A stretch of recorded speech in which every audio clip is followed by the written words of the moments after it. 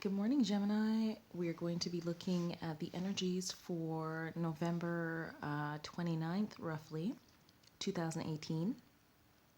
And we're doing it this way because we're going to be looking at kind of the energies that you're going through, what they will be leading up to. So I did title this reading for November 1st to the 30th, but we're going to be looking at kind of where those energies are leading up to. So, this is your astrological reading for November 1st to 30th, 2018. I will not be looking at the aspects in this reading. I will be looking at the planets, their house location, the sign that they're in, and what the three of those things will mean for you. Okay, Gemini, let's get started. All right, Gemini. So the first thing that I'm looking at here, well, actually, I'm not going to look at that because I don't want to read the nodes. Okay, so as we know, we're going to be having a full moon, or sorry, a new moon rather, in the zodiac sign of Scorpio, which is great. Your new moon, Gemini, will fall in the fourth house of home, family, parenthood, the mother, um, and your domestic life, Gemini. Okay, and with that, it's in the zodiac sign of Scorpio, as I said. This means that at this time, you're going to be assessing and evaluating the types of things that you would like in terms of your home life, in terms of your family life. But because this new moon is in Scorpio, this has a deeper meaning emotionally and psychologically. So, Gemini, I mean,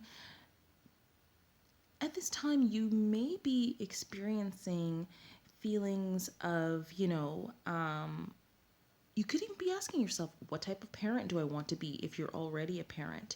You could be saying to yourself, how do I want my home to look? This may be a time that you might even be considering making some aesthetic changes to your home. This is a time you may be asking yourself, what type of family do I want to cultivate? What type of family do I want to have? Or how can I contribute more on an emotional and a psychological level to the family that I'm already in, to the family that I'm already living with? The moon in Scorpio in the fourth house can also mean a time of, like I kind of touched on, a time of redecorating the home. That would be kind of the lighter way of looking at the new moon in the fourth house in that way. And like I said, it's mostly just about home, family, domestic life, domestic issues, and emotionally how we'd like to feel and how we'd like to contribute and the things that we'd like to get back. Okay, so Gemini, we're going to be looking at Venus, which is your planet of love and money, and its location in the fifth house. So that's right here. So, in terms of love, Gemini, this is a fantastic placement if you're dating. And the reason for that is the fifth house rules love affairs. So, Venus in the fifth house can mean that you may be attracting more than one partner, but I do expect that these types of interactions, let's call them, that you'll be having will be not an intimate level, but more like one to one. Well, we hope that they're one to one, but I'm not seeing that they are going to be long term or not going to be long term. But I am seeing that they probably will be of value to you in some way. Venus represents face to face relations. And like I said, this is in your fifth house. So, yeah, I'm not seeing it go long term or short term. But if you do want to kind of do the whole dating scene at this time, this is a good time for you to do that. Okay, Gemini, in terms of your money and Venus being in the fifth house, you may be feeling like you want to take some type of gamble at this time. The fifth house does represent gambling and risk taking. Venus is in your zodiac sign of Libra, like I said, in the fifth house. And again, in terms of money, this can also mean a very creative time for you if you choose to be creative. So if you have a business or a side business that allows you to kind of use your creative side, like maybe, I don't know, making jewelry, painting, any type of art, it should do well at this time. This is also indicating to me that you are going to have an increased sense of style, Gemini. You may find yourself embracing a sense of style that is more regal at this time, actually. And I say that because the fifth house also rules royalty. So, yeah, you may be making some changes to your appearance that kind of enhance your, is regalness a word? Your royal appearance somehow. Kind of, this can also mean, embracing jewelry. If it's not usually your thing, you may just feel like you want to do that. Okay, Gemini, so we're going to be moving on to your seventh house, and I'm already seeing that your seventh house is jam packed. Look at this. So, Gemini, just now I talked to you about your dating life. Well, it looks like you're going to have a busy dating life, and it looks like, yes, you will be meeting a long term partner at this time. Isn't that fantastic? And I say that, Gemini, because I'm looking at Jupiter in the seventh house. I would say there's a 90% chance Jupiter is going to bring you a long term partner. Can I tell you what the qualities of that partner will be? No, I cannot. But Jupiter in Sagittarius in the seventh house is probably going to bring you a partner who is going to expand your life. Jupiter is the planet of luck, abundance, benevolence, growth, opportunity, and that is in your seventh house of love, partnership, and relationships in the zodiac sign of Sagittarius. So, actually, there may be, yes, this partner could actually be a Sagittarius. This partner could be a fire sign, or maybe even highly spiritual, or maybe even religious, but most likely they might be a Sagittarius or a fire sign. This is very interesting. It's been a long time since I've read Jupiter in the seventh house, Gemini. And this actually happened to me one time. I had Jupiter in the seventh house, and I did end up being with somebody for many, many years, actually. When I had this placement. Okay, so also Mercury is in your seventh house and it's retrograde. So Gemini, we just want to be sure that if we're getting involved in any contracts or agreements at this time, that we're double checking everything, that we're looking things over, and we want to be sure that when we're communicating, that we are choosing, the best words, because Mercury is retrograde and it's going to be affecting things such as contracts, communication, short distance travel, emails, text messages, things like that. And also maybe even just some technology that we use day to day. Okay, so Gemini, you also have the Sun, which is 7 degrees, within 7 degrees of that Jupiter. So yeah, you may find yourself again doing quite a bit of dating at this time, but out of that, if you are dating, it looks like you're going to be meeting a long-term partner, Gemini, if that is what you were looking for. Okay, Gemini. So let's move on to your eighth house. You've got a lot of action going on in your eighth house as well, Gemini. The eighth house talks about transformation, regeneration, rebirth, money from service. People say inheritance.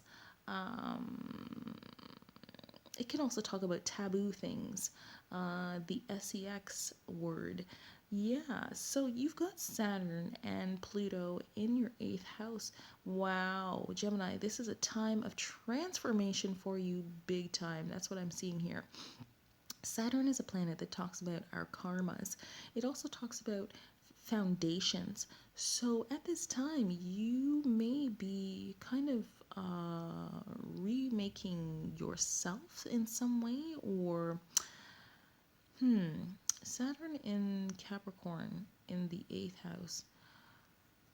Oh, you could be you could be. What was the word I was going to use? Kind of remaking yourself in terms of your finances at this time. You might find yourself laying a foundation. So what that is actually telling me is that you may find yourself kind of either or both saving money up or utilizing money that you have saved up to do something kind of permanent and long term. This can be many things. This can be the purchase of a new home. This can be the purchase of a car. Something solid in terms of laying a foundation for the long haul for your life. Or, like I said, you could find yourself putting money away. Saturn also talks about restrictions. So, yeah, there's a good chance that it could talk about you giving yourself some type of rules in order to be successful in the long run. The good thing is, both of these planets are, the Pluto and Saturn, are both direct. Pluto is a planet that also talks about rebuilding, and again, I'm so glad they're both direct. So, yeah, you could find yourself just like remaking yourself in terms of your finances. Mm, yeah, it's not really telling me much else than that. And if you are looking for a partner, this partner could come into your life. They might be someone who maybe is a bit taboo in terms of their sexual likes or whatnot, but it looks like if you do acquire a partner at this time, they could help you in more than one way in terms of your life and foundations that you lay and kind of money. They might be coming into your life to kind of give you some advice in terms of, yeah, savings and buying of properties and things like that. And I only say that because Saturn is like I said, foundations. Okay, Gemini. So we're going to be looking at your 10th house. And Gemini, the 10th house rules your career, your ambitions, your reputations, how people see you. So, in your 10th house, you have Neptune and you have Mars. Mars will be moving on from the 10th house, but Neptune is going to be there for some time. So, Gemini, you may have found that recently you weren't kind of sure what you wanted to do in terms of your career. It might have been something that you may have gone back and forth on, but Neptune is direct now. So, what this is telling me is that you may be going after your dreams at this time, whatever that is to you. You may find yourself going after something that makes you feel good and yeah, you should have clarity about that at this time. Neptune can be a planet of not being clear, but the fact that it's direct and you have Mars there, this is a good time for you to actually utilize your energy to go after your dream, something that makes you feel good, something that makes you feel good intuitively, something that is true just for you and your feelings and how it makes you feel. This could also be a highly creative time for you in terms of your career. So, if you do have a career where you can be creative, this is a good time for you to go ahead and express that because the planets are supporting you in creativity combined with your career at this time, Gemini. So, Gemini, I want to move on to your 11th house. Your 11th house is the house of hopes, dreams, and wishes. And in terms of your hopes, dreams, and wishes, you have Uranus in the zodiac sign of Aries, and we're all going through this. Nobody enjoys the Uranus transit. Now, I'm seeing that Uranus is retrograde in Aries at this time. Now, seeing that it's retrograde and what Aries represents war. So, in your 11th house of hopes, dreams, and wishes, you may be finding yourself at this time having to fight for your dreams, having to fight for your wishes. Um, Look, I think it sucks too. I did check recently, but I'm not sure. Don't quote me, but I think that the retrograde stops in January, and I think that it leaves Aries in March. So if you're not having a good time, as many of us are not with this whole Uranus retrograde thing in Aries, just look forward to, I believe it's like somewhere around the 5th of March, the retrograde will be ending. So, yeah, Uranus is falling in your 11th house of hopes, dreams, and wishes in the zodiac sign of Aries. And as many astrologers have said, this placement has come around one more time, bringing many people stress. But the lesson is to ask yourself, what did I learn when this happened the last time? What did I learn? And I was, I also heard that it's kind of trying to teach us to stand up for ourselves, basically, but there's a right way, there's a wrong way, and there's a smart way. So don't just stand up for yourself. What I would say is look at the situation and, ask yourself, what am I learning from this? What am I learning from this? Because, the way the planets are right now, if you can realize the lesson, you can get through that lesson much faster. Okay, Gemini. So, yeah, I don't want to get too much into that. So, Gemini, it was my absolute pleasure to do this astrological forecast for you for November 29th, 2018. I hope that it resonated with you. Again, this is a general reading and it should be used for entertainment purposes only. And Gemini, I hope you're having a fantastic November 2018 and have yourself a great day. Bye.